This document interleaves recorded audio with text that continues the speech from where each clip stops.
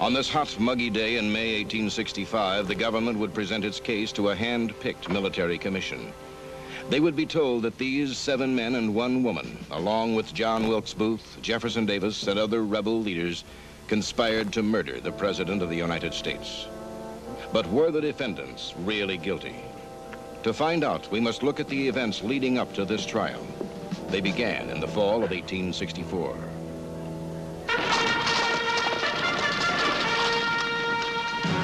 Here on a bloody battlefield, the Civil War is well into its 4th year. And though almost 600,000 men have been killed, there seems no end in sight. Then on September 2nd, after weeks of fighting, General Sherman finally captures Atlanta. Hope sweeps across the North. And in November, President Abraham Lincoln is re-elected.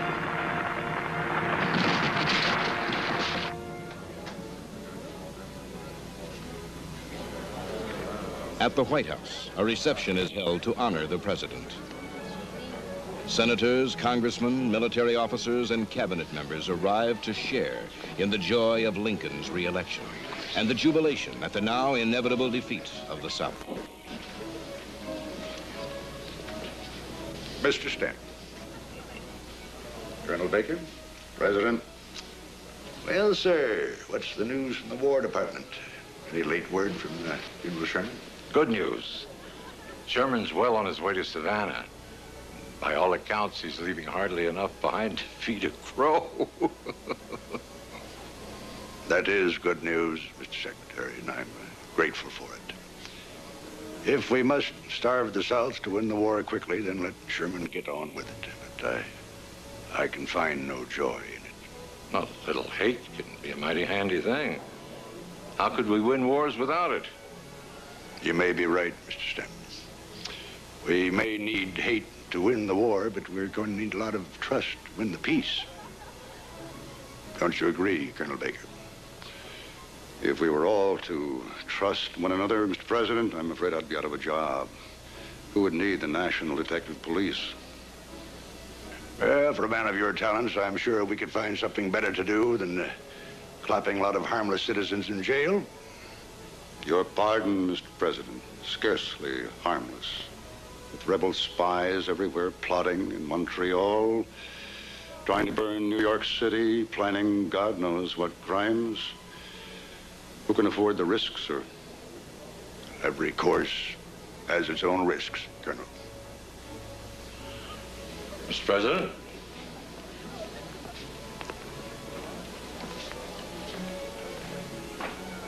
I take it you agree with the Colonel's views?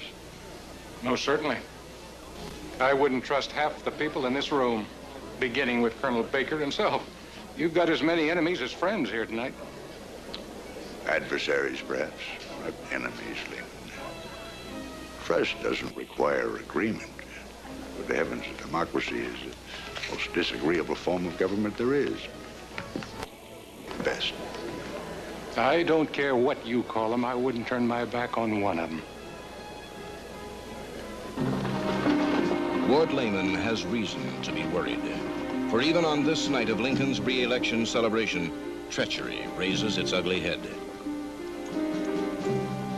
One of the president's most trusted associates, Senator John Conness from California, has chosen not to attend the party. Instead, he has a business meeting with an actor named John Wilkes Booth. I've heard that in your repertoire, you sometimes play roles, not on the stage. Or am I speaking too boldly? I would say that smuggling and blockade running are the biggest business in Maryland as of this moment. Then I assume you might be interested in a proposal. I haven't heard it yet. What do you have to offer? The passwords on the post roads are changed daily. A new list is issued every 6 weeks by my Senate committee. I imagine such a list would have great importance, particularly in bulk shipments. How much? $3,000 per list. You shall have an answer in 2 days. Excellent. After all, time is of the essence. Indeed it is, if the South is yet to be saved. Well, I don't care who wins this war. But the war will end, and before too long, I think. And with it will end these golden opportunities. That is your only interest? I'm simply a man with a small pocket and a large need. And you? I take it you consider yourself a rebel patriot. I shall serve the South to my dying breath. Oh, my. I should hate to see you die so young. The South is passing, Mr. Booth. Soon it'll be gone, like last night's dream. I do not accept your cynicism, sir. The South is far from lost. I tell you, Connors, great and unexpected events may yet happen, events that overnight can change the entire course of the war. In fact, I'll wager on it. It is just 3 days after Booth's meeting with Connors, and the reason for Booth's confidence becomes clear.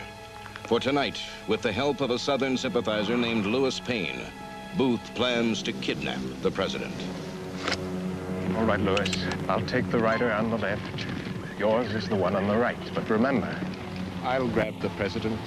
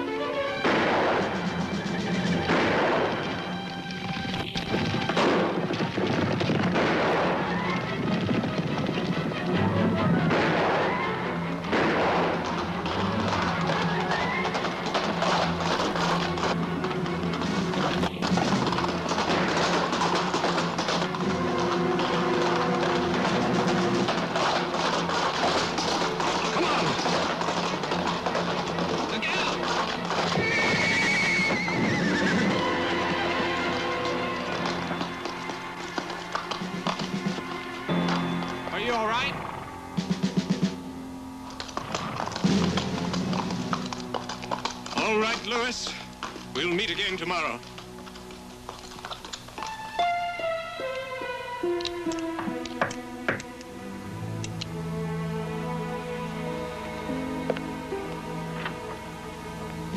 Mr. Booth, Colonel Baker, National Detective Police. May I come in? Well, yes, of course. Come in. Come in. You see, you've spent the night in hard travel? No, not at all. I occasionally enjoy an early morning stroll. You have excellent hotel service here. The bed's already been made. I requested it. For a man of your profession, isn't that rather unusual? I thought all you theater people slept late. I am not presently engaged in playing a role. Planning a trip? No. Colonel Baker, may I inquire as to the purpose of this visit? Yes. I have messages from your friends.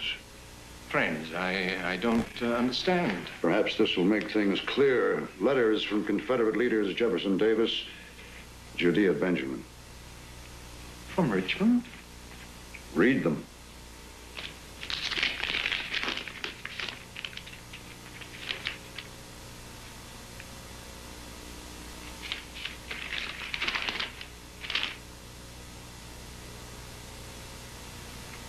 I expect you'll have an answer. I'm prepared to transmit it for you. Yes, yes, of course. Of course.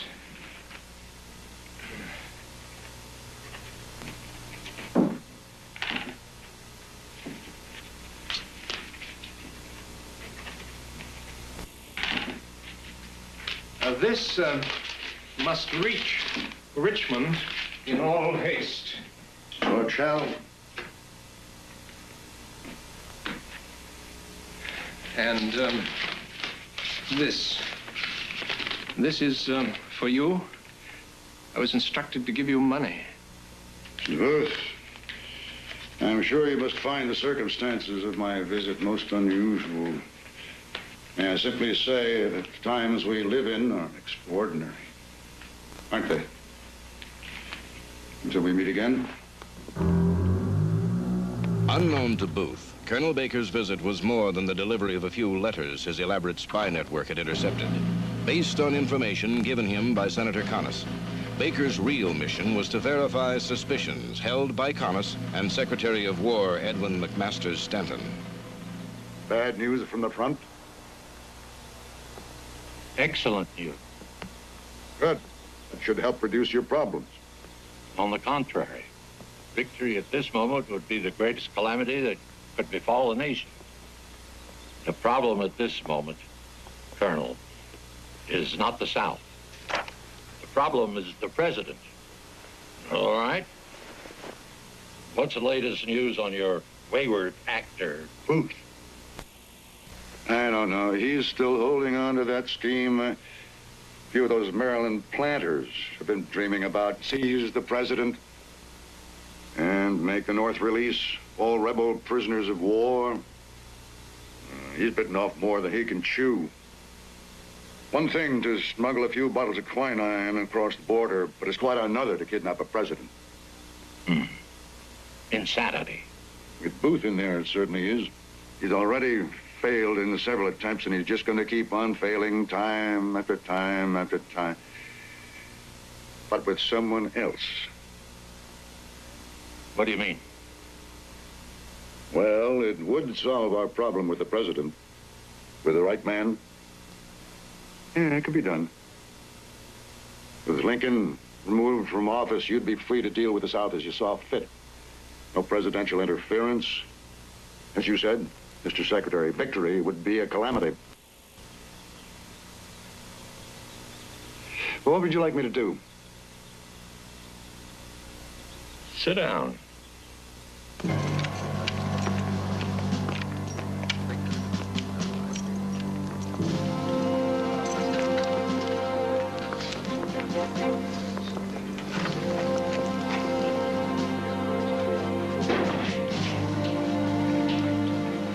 Sorry to interrupt your schedules, gentlemen, to ask you to come to this meeting, but it's important.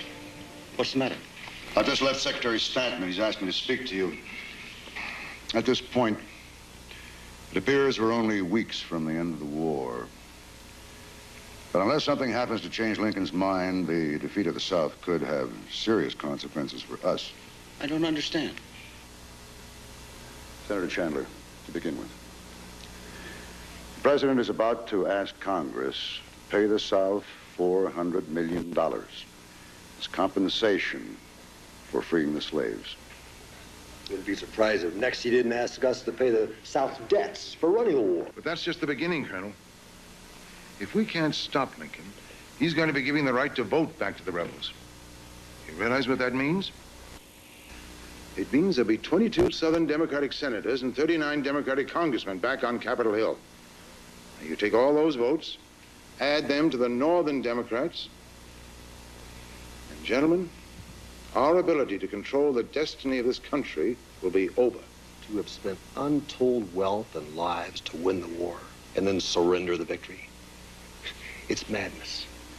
That's what the President is proposing. You can speculate all you want, Colonel, but there's nothing we can do. The Secretary thinks there is. You see, we've uncovered a plot to kidnap President Lincoln. Kidnap the president? Exactly. However, the man planning it is not capable of carrying it out. Who is he? John Wilkes Booth. The actor. He could never pull it off. I agree. But someone else could. It's an intriguing idea. If President Lincoln were to be kidnapped, we could lay the entire blame on the shoulders of Jefferson Davis, the entire Confederacy, and the American people. They'd be outraged at such a heinous act. They would support you 100%. Then you could deal with the South on your own terms. Congress would remain in friendly hands. So instead of giving them money and the vote, we'd take what we pleased. Can it be done? Oh, I can find a man for the job. What are you going to do about Booth? Leave him to me. You can't be serious. Do you have a better idea? But what if something goes wrong? Nothing will go wrong. So,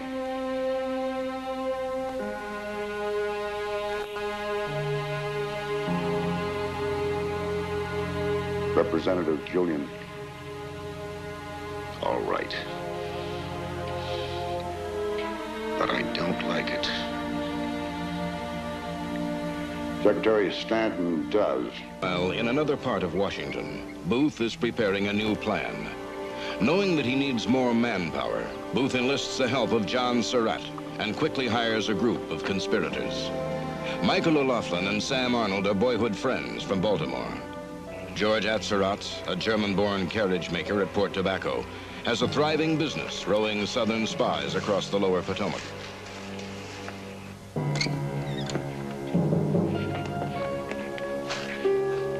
Thank you, Edward. Edward Spangler is a stagehand at Ford's Theater. Let's go, Henson. Edward Henson, a trusted member of Booth's smuggling group.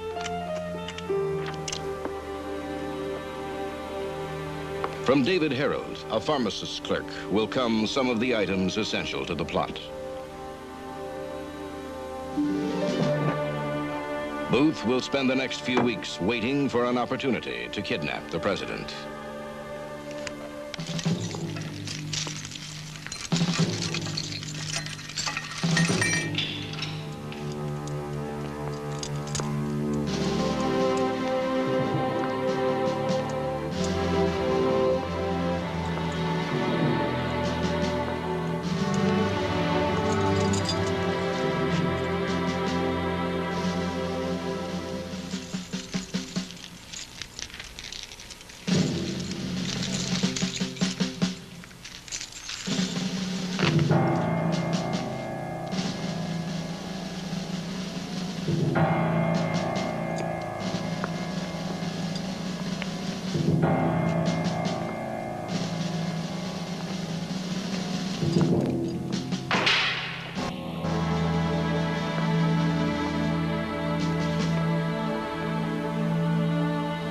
Captain, thank you for the use of your office. That'll be all. Captain James William Boyd. Yes, sir. I'm Colonel Baker. Come in, please. Sit down.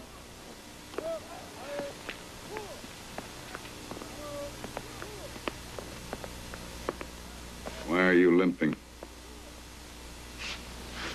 A bullet wound in my right leg. It bothers me from time to time, nothing serious. You've been quite a letter writer. When you're a prisoner, it helps to pass the time. In December, you wrote the prison superintendent.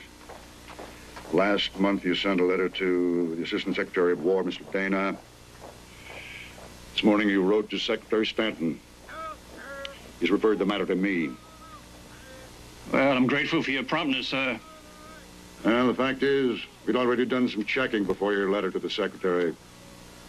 Wartime seems to suit your talents, Captain. Let's see. You served as a Confederate secret agent in the border states, mainly Kentucky, Tennessee. You were captured in 1863 in the company of 2 other spies. Both of the others were executed, but you were given a prison term. Huh. Little luck there, huh? What I want to know, you've been fighting the Union for 4 years. Now you want to work for us? Why?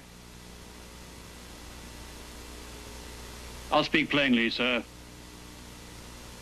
Only a fool goes on fighting after he's had his brains knocked out. Anybody can see that the South has lost the war. But on one point, Captain Boyd, I want you to be absolutely clear. If ever you play false with me, you're a dead man. If I hadn't known the odds, I wouldn't have written that letter. Yeah. Well, now that leaves the oath. Please stand. Raise your right hand and repeat after me. I, James William Boyd.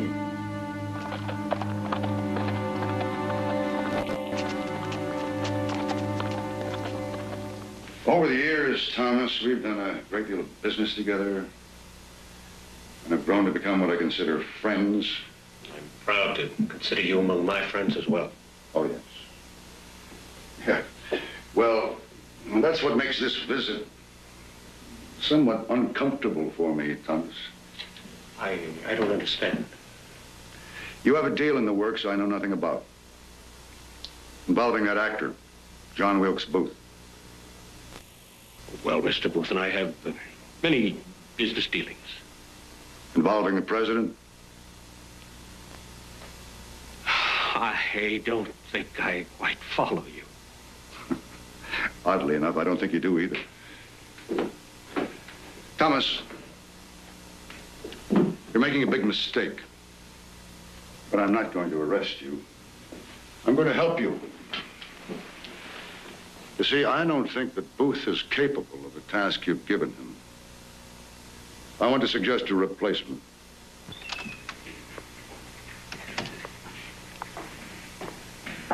Is Mr. Payne in?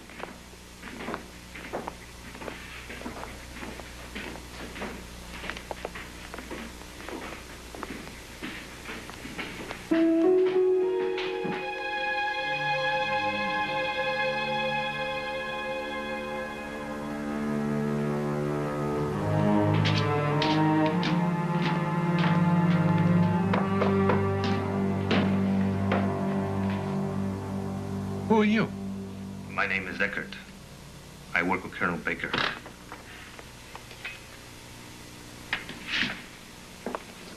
It's all right, Lewis.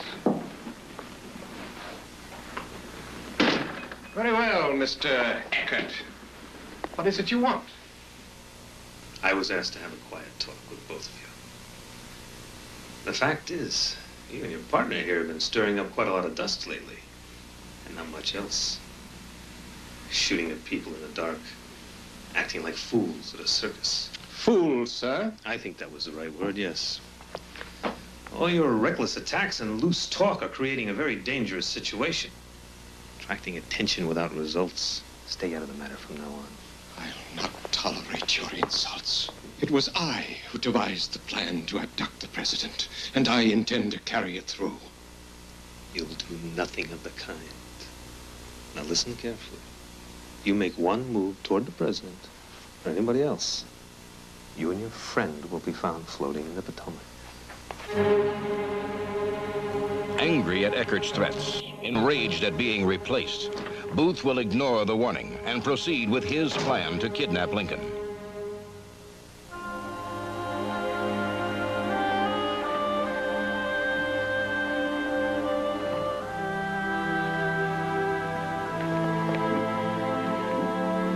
Mr. President? Ward, come in. Come in. You look tired, Mr. President. You need to get away for a few days, get some rest, a change of air. I'm going to, Ward. I'm going to. General Grant has invited me to visit his camp outside Richmond for a few days. Sherman will be coming up, too, and we'll be able to talk over peace terms. Maybe with a little luck, I'll be there for fall of Richmond. But how soon are you leaving, sir? We sail Thursday from the River Queen. Harry and Tad are going along. Well, I don't see much rest in what you're telling me, but at least it will be a change. So Grant thinks we're coming to the end at last. Oh, I guess the rebels can still dodge and run. Still can throw away a few more lives. But running out of time. Run out of space. Running out of everything. Hard to imagine, isn't it, Ward? Imagine what, Mr. President? Peace. No war. It's been war from the beginning for me. Not sure now I'll know how to handle peace. Yeah. Well, I'll tell you, Mr. President, I wouldn't worry too much about that problem if I were you. The way things are going, you're going to find out there isn't much difference between war and peace. Oh, not while you've got men like Ben Wade, Thad Stevens, Stanton, George Julian, some of the other radical Republicans after your scalp. If you don't go along with the way they want to trim the South, why, sir, you just might have to fortify the White House. Put out patrols to guard against raids from the Congress. Come on, Ward. That's the one kind of war where I know more than the generals. Did you come here for anything in particular? Only to try to get you out for a ride this afternoon, but you're both. Mr. President. Yeah. I've just received an urgent request from the 140th Indiana Regiment. They're moving through Washington today. It's one of the greatest regiments we have. Yeah. Well, what do they want? Oh, they'd like to present a captured rebel flag to you at a formal review this afternoon. This afternoon? Well, no, I've got to be at the soldiers' home. Couldn't they do it another day? They're moving on at once.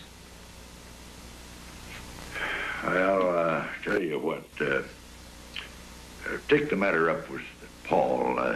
See if he can get one of the cabinet members to serve as my proxy at one place or the other.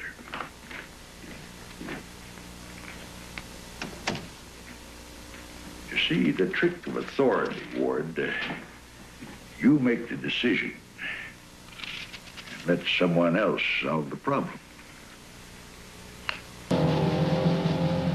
Having heard that the president will be traveling to the soldiers' home this afternoon, Booth has quickly gathered his conspirators.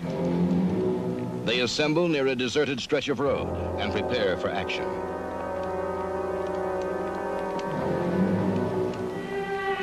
The minute the carriage rounds the bend, Surratt and I will ride out ahead of it. When it passes here, the rest of you will ride out behind it. Now, you four will handle the escort, such as there may be, and remember, when we start south, if we're stopped, I'll do the answering.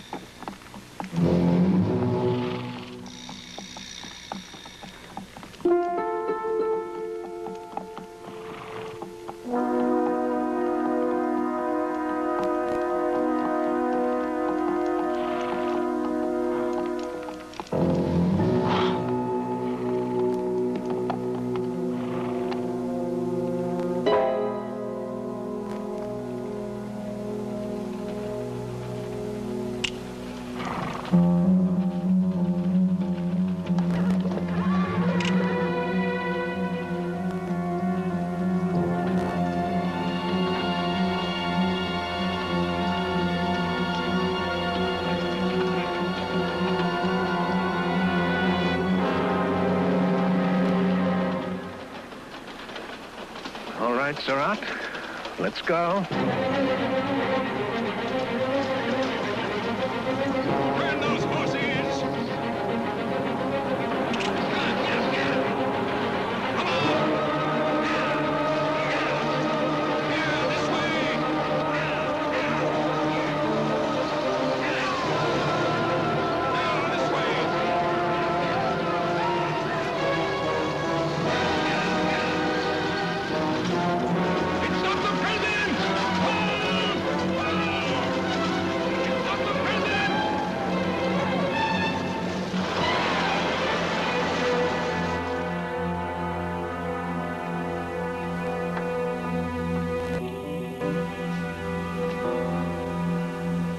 You didn't leave your horse in the street? In her stable.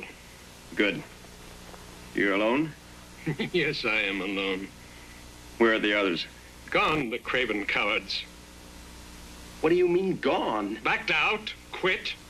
Atzerodt ran for home in Port Tobacco. I just left Arnold and O'Loughlin in the street. They've headed back to Baltimore. I should have shot them both. I hardly see what good that would have done. John, would you and Mr. Booth have a brandy?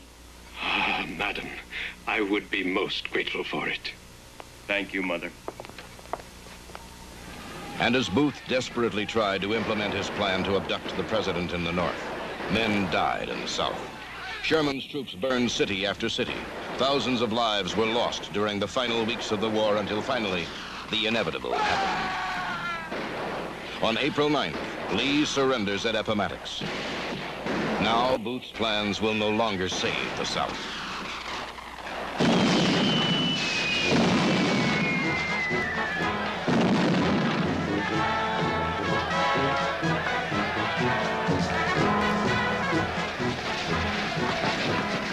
The war is over. And though most Northerners are eager that harsh retributions be demanded from the South, President Lincoln's first concern is to reunite the country. To do this, he intends to offer the South friendship, not hatred. Some 12,000 voters from the heretofore slave state of Louisiana have sworn allegiance to the Union. And they have asked the nation's recognition. Now, if we reject and spurn them, we do our utmost to disorganize and disperse them. If, on the contrary, we recognize and sustain the new government of Louisiana, we encourage the hearts of the 12,000 to adhere to their work and to argue for it and to fight for it and to feed it.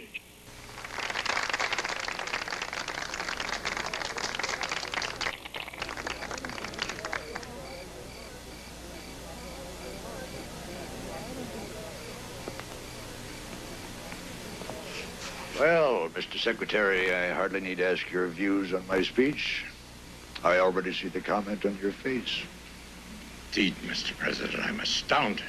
You're giving away the fruits of our victory. There are many of us who are beginning to believe that Grant surrendered to Lee instead of Lee to Grant.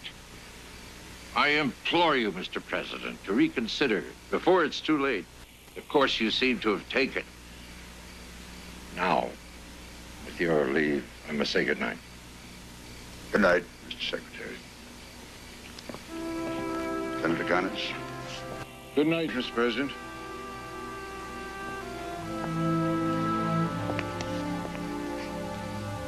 I'd better be shoving along too, Mr. President.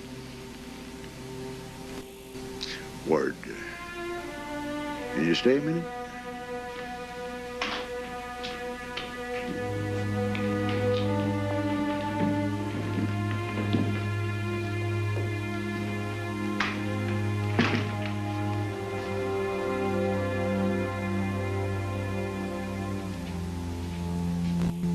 Didn't go down very well, did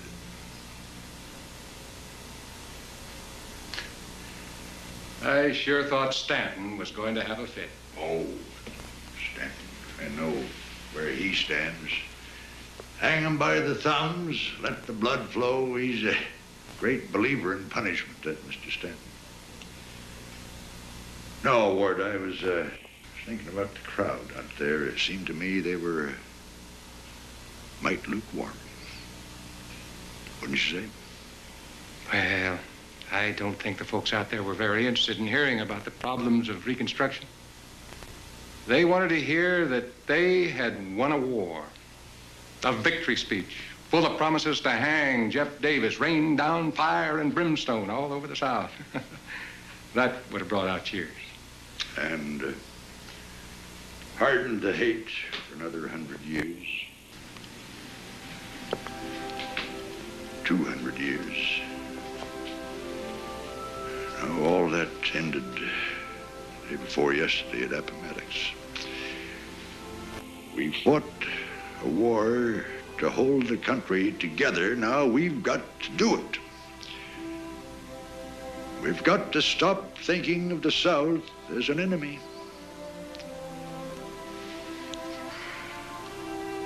Just what do you propose for Jeff Davis?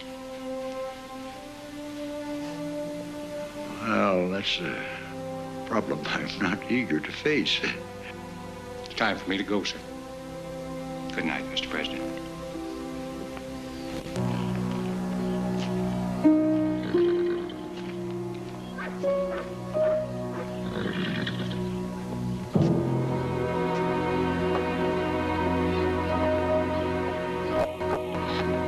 Morning, Captain Boyd. Good morning, Colonel.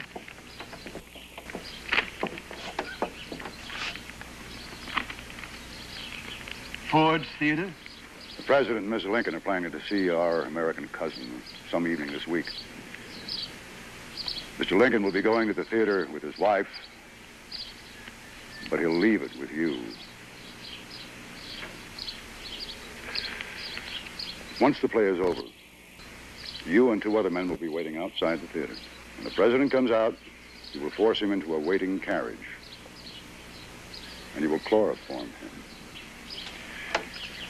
You will escape south, across the Navy Yard Bridge to Benedict's Landing on the Potomac. And there, the Chafee Company will have a ship waiting to transport you and your prisoner to a safe port. You make it sound awfully easy, Colonel. There's sure to be guards to contend with. And assuming I was able to get Lincoln in the carriage, an alarm will certainly be telegraphed to all military checkpoints, including the Navy Yard Bridge. This isn't a kidnap plan. It's suicide.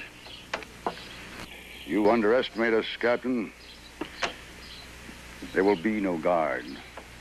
He will leave his post during the performance and never return. True, every road out of Washington will be sealed, except the Navy Yard Bridge. And due to unforeseen circumstances, the telegraph will break down at 10 o'clock. Does that satisfy you? Good. I'll let you know what night as soon as the President makes his reservations. Oh, and Captain, don't forget, we want Lincoln kidnapped, not killed. My thanks. Thank you, sir.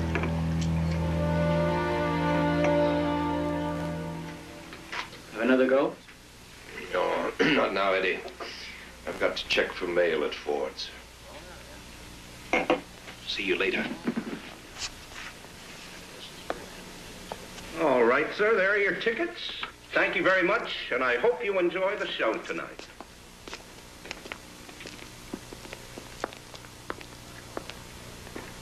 Well, Wilkes. I just came by to see if you were holding mail for me. Oh, yes, there are a couple here for you, Wilkes. Your lady friends are still writing. So the old scoundrel's coming to see the play. Yes, but if I were you, Wilkes, I wouldn't call the President an old scoundrel. Come now, it's a free country, or so I'm told. I should have as much right to speak my views as any black slave that Lincoln freed.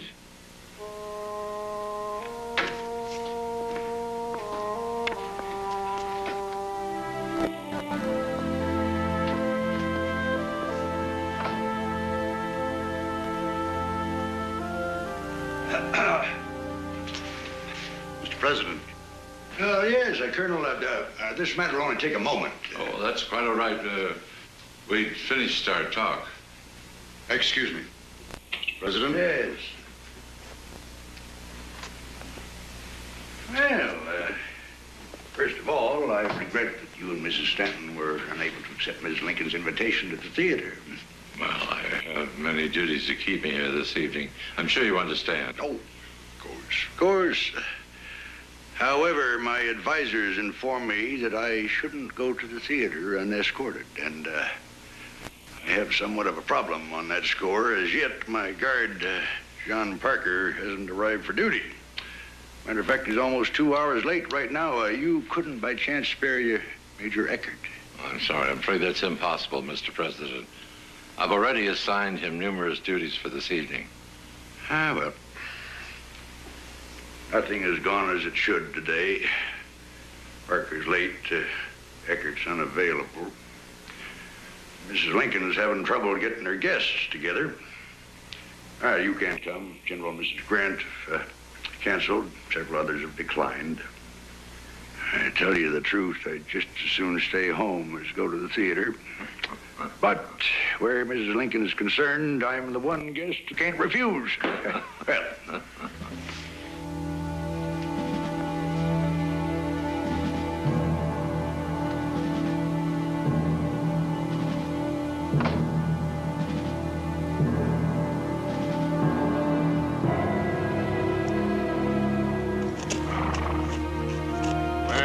Captain Boyd. Good day to you, Colonel. To what do I owe the pleasure? Have you heard the president will be at Ford's Theater tonight? It will be a performance he'll never forget. Make sure it is.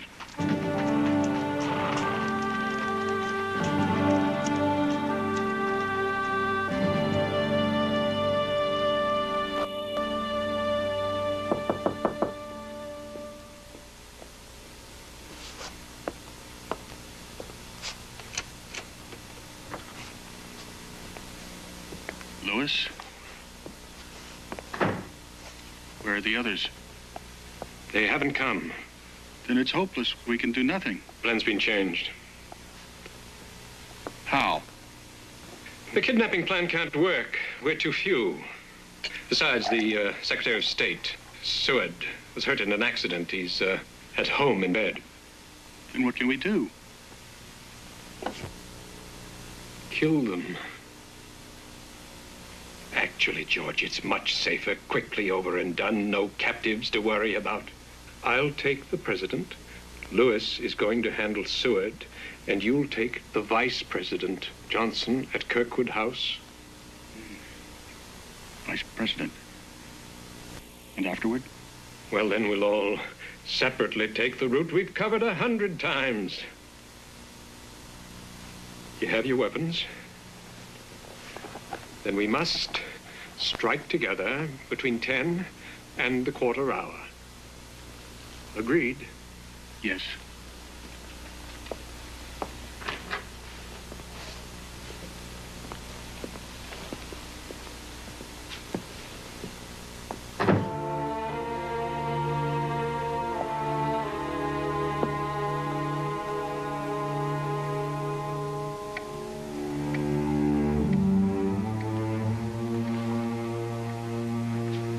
Another. Yeah.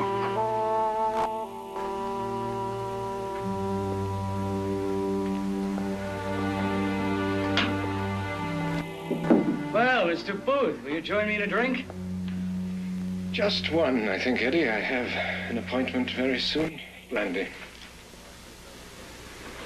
Is that the president's carriage waiting outside the theater?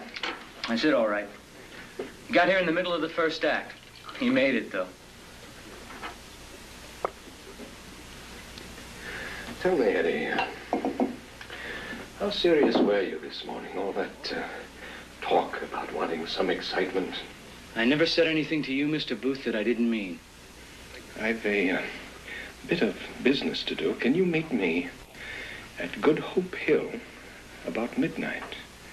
There'll be some money in it for you. I'll be there. Good man.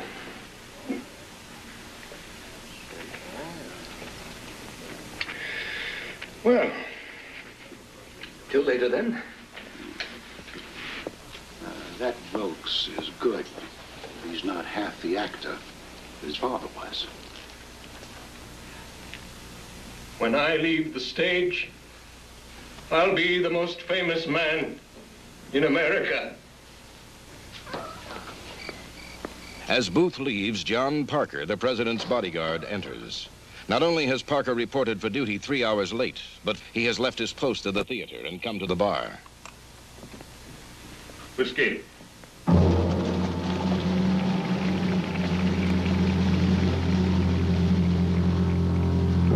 don't doubt it in the least. This gal and the old woman are trying to get me on a string.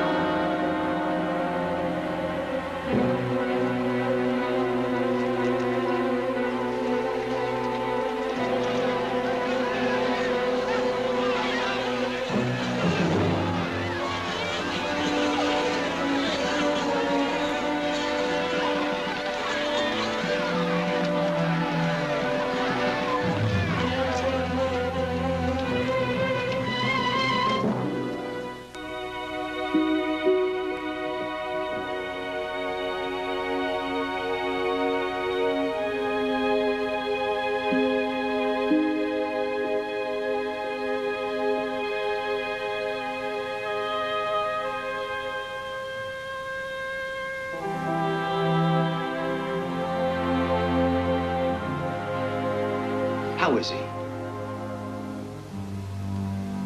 Waiting to die.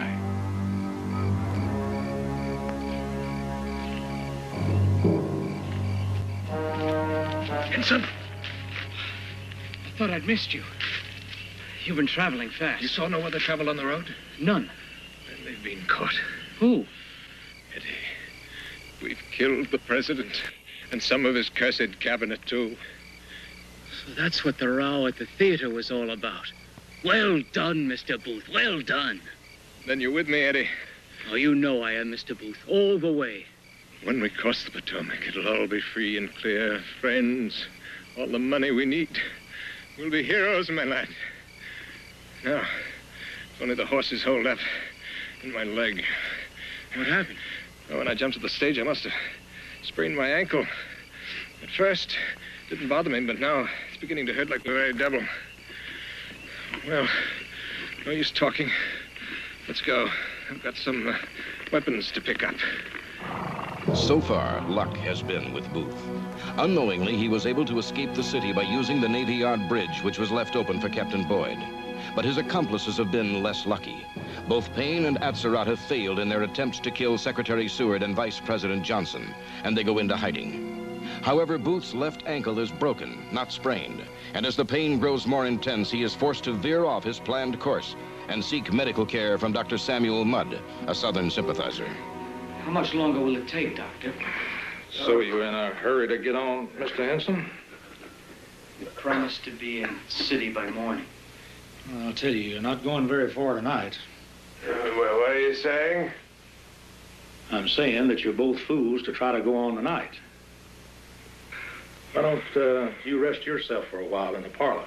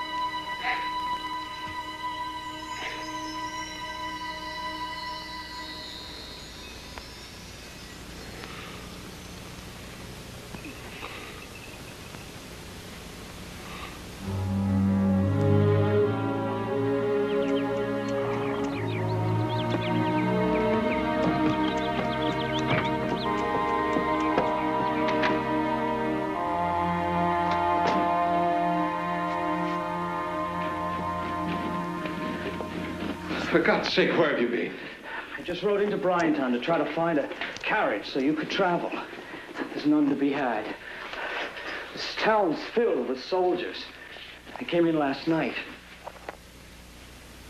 The president died this morning. In no time at all, the whole countryside will be talking. We've got to ride, Mr. Booth. We've got to ride. You shaved it clean. Do you think it'll help? If a man doesn't look too closely. Mr. Booth, we don't have much time. Yes, I'm ready. Saddle the mare and ask Dr. Mudd if he could get me a crutch so I can move about. In torment from the broken left ankle, Booth rides on with Henson. But the delay at Dr. Mudd's house has been dangerous. By Saturday night, April 15th, the whole countryside knows of the president's murder. But Booth has prepared well. He knows the secret pathways of the backcountry, has set up connections with rebel sympathizers who will give sanctuary. From Maryland planter Colonel Samuel Cox and his brother-in-law Thomas Jones, they are given a hiding place in a remote thicket. There, provided with a new boot, food, and even newspapers, Booth and Henson will remain for the next 6 days. Meanwhile, Colonel Lafayette Baker has had thousands of people arrested to create confusion and give him a chance to locate Booth before anyone else does. Prison superintendent says he's run out of room. Tell him to make room. Major Richards of the Metropolitan Police has made an urgent request for fresh mounts. Impossible. They have no mounts to spare. They have barely enough for the search parties we have out. Andrew and Luther Potter, are they here? They're waiting outside. Bring them in. Also, that Indian tracker fellow, Whippet Nalgi, bring him in, too.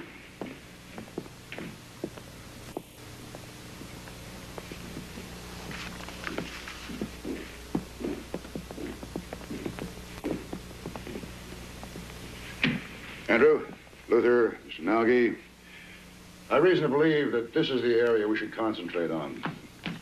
Port Tobacco, up and down the Potomac from there.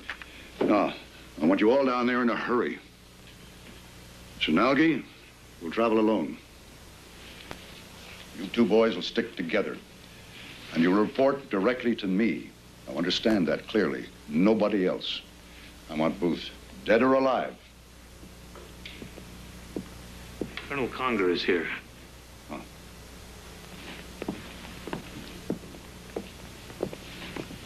Thought you might be interested in that. Rewards total nearly 300,000. My, Booth is going to be the most valuable carcass in the country. Yeah, and if we don't get him, somebody else is sure to. I'd sure hate to see some ignorant country boy get all that money and not know how to spend it. I've got my best people on his trail, Everton. I think we'll see our share of the reward money. But I want Booth dead. If he lives long enough to talk, his won't be the only head in a noose. They've caught David Harold. They just brought him in. Where was he caught? Underneath a tree in Prince George County. He's in the gallery now being photographed.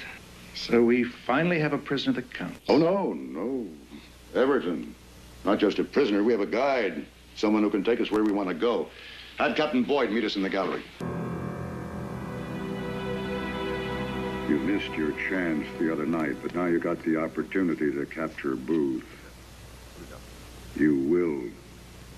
Unless you want to spend your next few years back in your old cell. That terrifying excuse for a man who's going to give you that opportunity.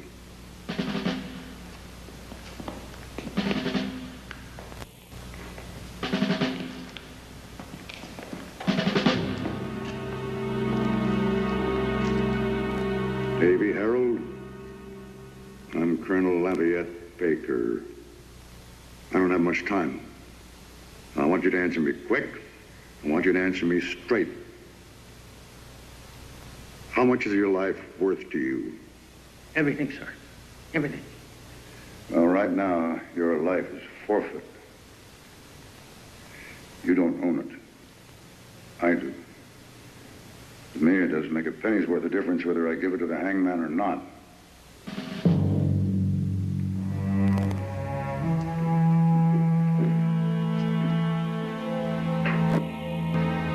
But I tell you what I'm going to do, Davy. I'm going to give you a chance to earn back your life. One chance. One life. Fair enough? I'm going to release you to Captain Boyd. And you're going to lead him to Booth. You know what he looks like. You're part of the plot.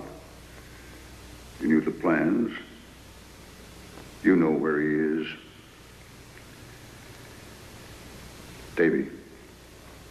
Davy. I want Booth. Now, you're a brave man. You're a smart man. And you're going to give him to me. You're going to give me his life for yours.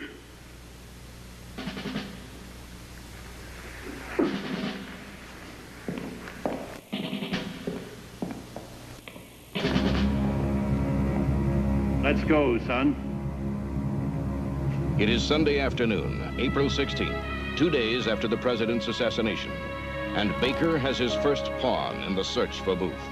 Slowly, in the coming days, others are rounded up. Samuel Arnold is arrested at Fortress Monroe Monday, April 17th. Michael O'Loughlin in Baltimore on the same day. And later that evening, Mary Surratt, Lewis Payne, and Edward Spangler are apprehended in Washington. George Atzerodt is caught on April 20th. Dr. Samuel Mudd on April 21st. But the main figure is still at large.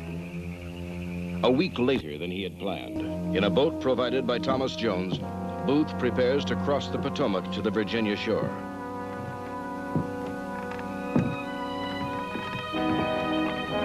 And so, passed from friendly hand to friendly hand, the fugitives cross the Potomac and head south.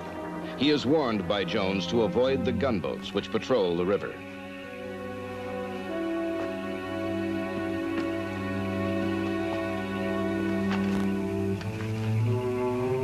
But they are never far from their pursuers.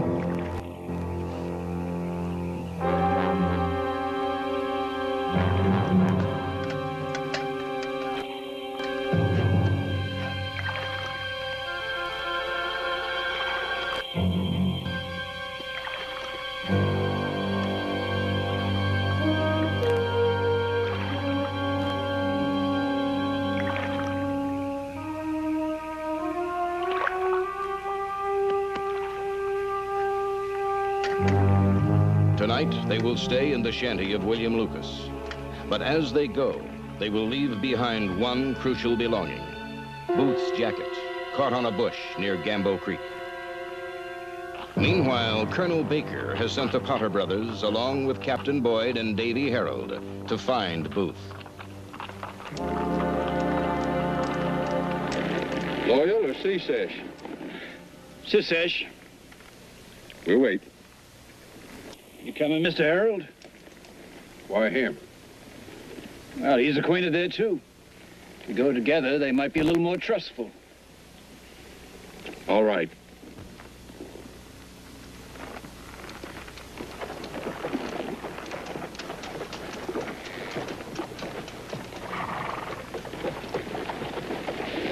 So they made you a Judas goat for the Yankees. Well, what about you? The same. Then you should know this family up here is Union. If I'd said that, you think they'd have sent us up here alone? Listen to me, Harold. You game to make a run for it? Look, if you trust Baker, you're crazy. He wants us to find Booth, then he'll turn us over to the hangman. We couldn't make a run for it now. We wouldn't have a chance. No, not now. Tonight.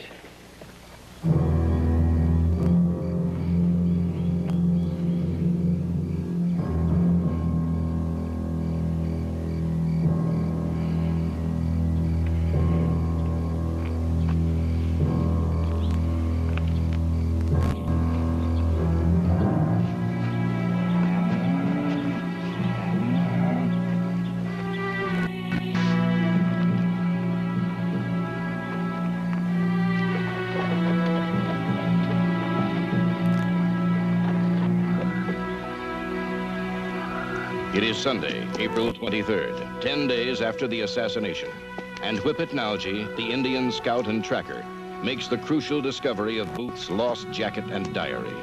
He immediately turns back toward Washington.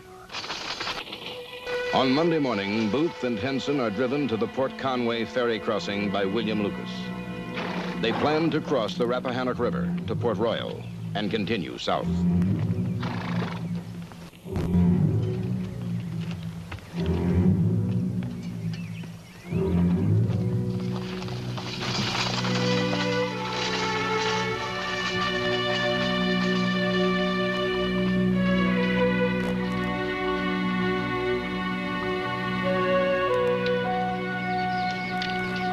Excuse me.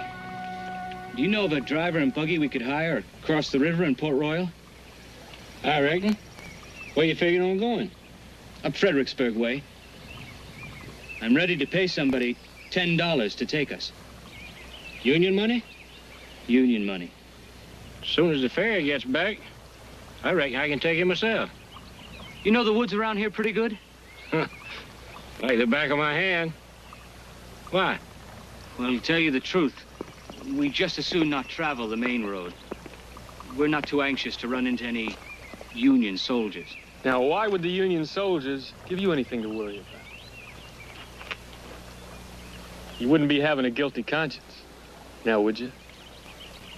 And what business is it of yours? Easy, gentlemen, easy. Partner, give me a hand. We have no quarrel with anyone of your uniform, sir.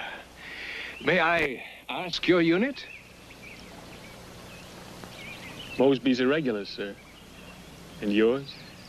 We wore no uniform. Spies, eh? Well, let us say simply that we were in Confederate service. We were on an errand in Baltimore when the war ended, and now we're just trying to get home. My name's Jet. You look familiar. We haven't met before, have we? No, I'm sure not.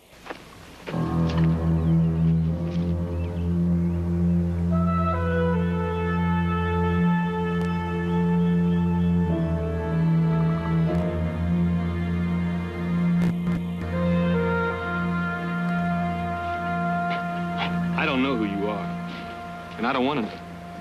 But if you're the man I think you are, I want to help. Now, my men and I are at your service, sir. And we'll make sure you don't run into any Union soldiers. I'm most grateful to you, sir. So you're sure? I feel as though at last we've been delivered out of a nightmare. We're among friends, Eddie. We're safe. We're safe.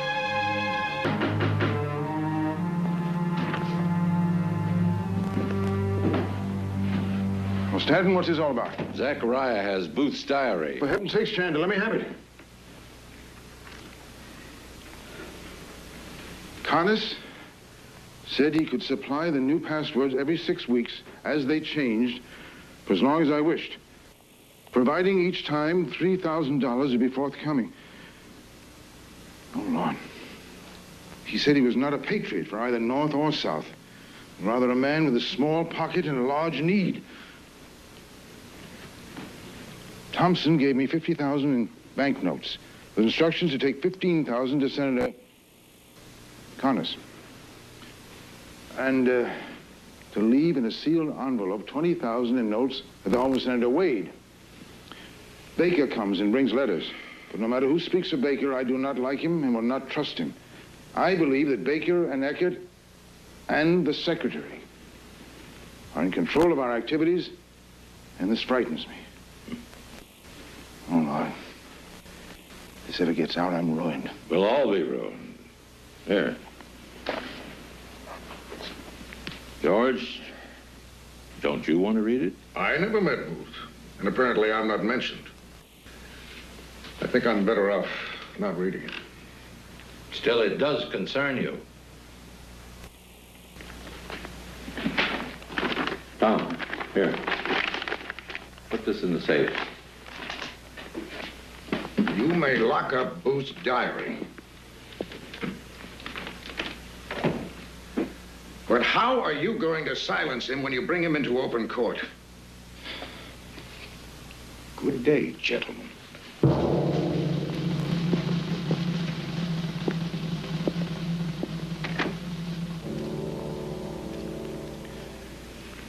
So you're the man General Hancock is lending me for the special mission? At your service, sir. Very good.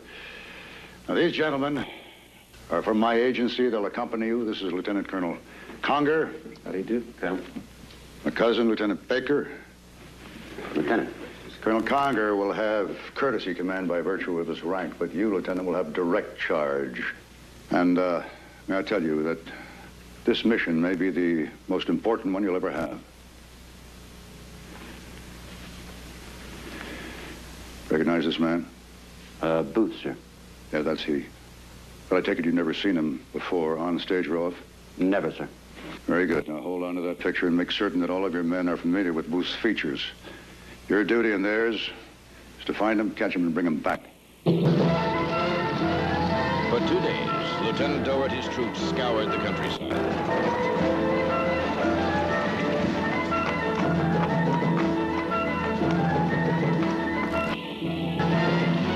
Before Before dawn on April 26th, their investigation takes them to the farm of Richard Garrett.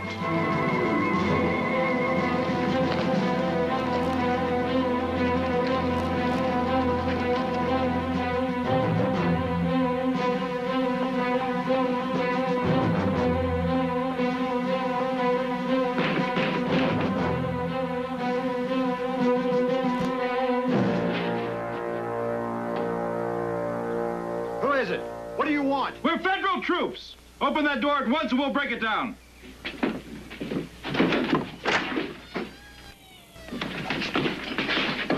Where are they? Who? The two men. We know they're here. They've gone. Where? I don't know. Back in the woods, I think. You lying rib. Take him to the nearest tree and stretch his neck a little. Maybe we'll get the truth out of him. There's the house.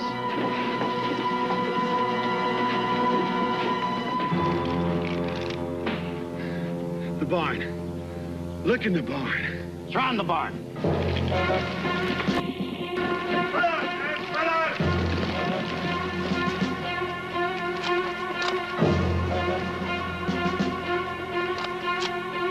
Come on out. We have 22 armed men around this barn. You don't stand a chance. Wait, don't shoot. I'm coming out. Get him! Booth! It's your last chance to come out and surrender. He's not going anywhere. We'll fire the barn.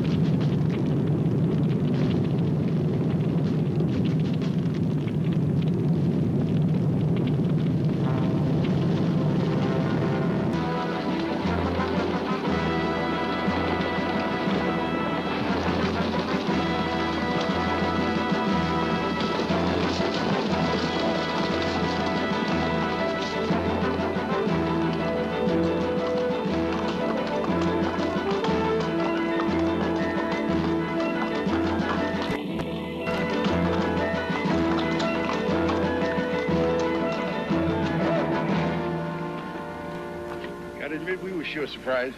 We got to Fredericksburg, we were sure he was just ahead of us, moving west. But as soon as you shot Booth, word must have spread like lightning. The whole country must know by now. Come on, take a look at him.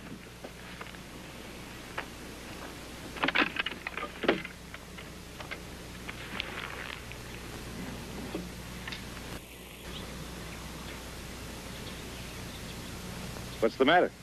Well, he sure grew a mustache in a hurry. Red, too. Everybody knows that Booth had a mustache. Booth shaved off his mustache the night he stopped at Dr. Mudd's.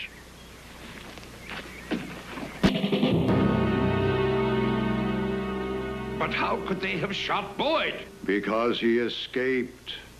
Gave my detectives the slip. But Doherty unknowingly picked up his trail and followed him to Garrett's farm. It was dark. None of the men knew what Booth looked like. This is a disaster. You've already announced the death of Booth to the press. We'll be a laughingstock. And that's not all. Davy Harold was with Boyd. He's going on about the corpse not being Booth.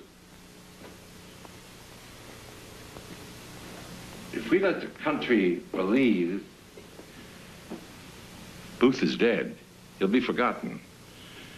But if we admit that we killed Boyd by mistake and continue the hunt for Booth, he's liable to be captured alive. And testify. Congratulations, Colonel Baker, on the killing of John Wilkes Booth. The government has announced the capture and death of John Wilkes Booth. The body on deck has a damaged right leg. Booth's injury was to his left ankle. The corpse had a reddish mustache. Booth shaved his black mustache off hardly more than a week ago at Dr. Mudd's. The man killed at Garrett's farm is in his mid-40s. Booth is much younger. Though he goes through the necessary steps of identification, Colonel Baker will ensure that no contrary evidence is released. Under a new and more generous policy, bribes are issued secretly not only to those most directly involved in the supposed death of Booth, but to many who merely participated in the search. In return, however, each must sign a quitclaim, sealing his lips on any questions he may have regarding the identity of the corpse. Now, for the defendants in custody, the trial begins. The mood of the nation demands vengeance, and Stanton is eager to supply it. The government has an array of dubious witnesses, many of them rehearsed in their testimony at the prosecution's so-called School for Perjury at the National Hotel. By whatever means, Stanton is determined to prove that the conspirators were tools of Jefferson Davis and the Confederate leaders.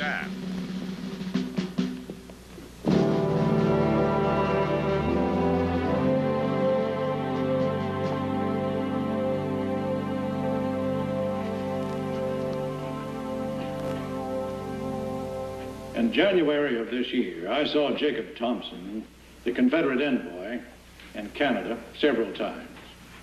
He said he'd received a proposition to rid the world of Lincoln and several others.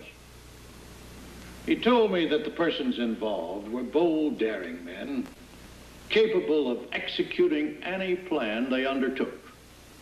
But he was still awaiting approval from Richmond. The witness is Richard Montgomery, alias James Thompson, wartime double agent and former New York burglar with a long police record. Later exposed as an unscrupulous perjurer. And I heard Sanders say there was any amount of money to accomplish this assassination, and that Booth was heart and soul of the project. Later, he read a letter from Jefferson Davis expressing his approval for whatever measures they might take to accomplish this objective. Dr. James E. Merritt, later pronounced a fraud after investigation by the Canadian government, received $6,000 for his day in court. I had previously talked with Thompson regarding the assassination of Lincoln and his cabinet and had been invited to participate. When Surratt brought the dispatches, Thompson said, "This makes the thing right," referring to the assent of the rebel authorities. He said, "Killing a tyrant was no murder." Sanford Conover, alias James Watson Wallace, whose right name is Charles Dunham, is the government's star witness. He has secretly coached some of the other government witnesses on the fictitious testimony for which they have been paid. In 1867, he will be sent to prison for perjury. Amid all the accumulating testimony, fraudulent or valid, much other evidence is suppressed. The Booth diary will never be mentioned in court, and the defendants are not even permitted to testify in their own defense. The issue is never really in doubt. The verdict on all the defendants is guilty. Dr. Mudd, Arnold, O'Laughlin, and Spangler receive life prison terms. The rest, Mary Surratt, Payne, Atzerodt, and Harold, must hang. Stanton acts quickly. He orders the execution for the next morning. Mary Surratt will be the first woman in the history of the United States to be hanged.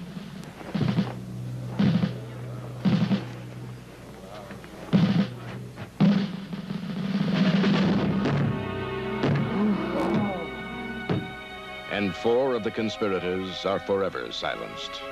But the questions could not be silenced. And in 1868, the existence of Booth's diary finally became known. A congressional investigation followed. And who were these frauds, these trained liars, bought and paid for by the government?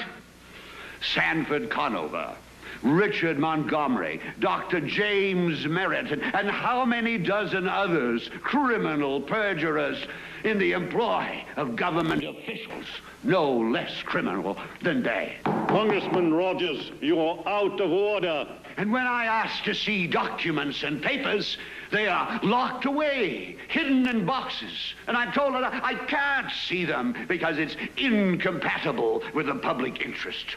Tell me, since when is the truth incompatible with the public interest?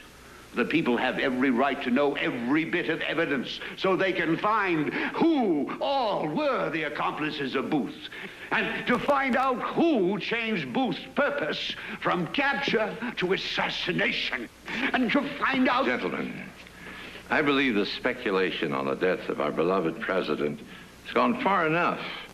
We all know the fact. Do we, Mr. Secretary? Do we really? Then, can you explain to me the sudden appearance of Booth's diary, and why the diary was not submitted in evidence during the trial? And, Mr. Secretary, what became of the 18 missing pages? I testified earlier. Those pages were missing when I received the diary.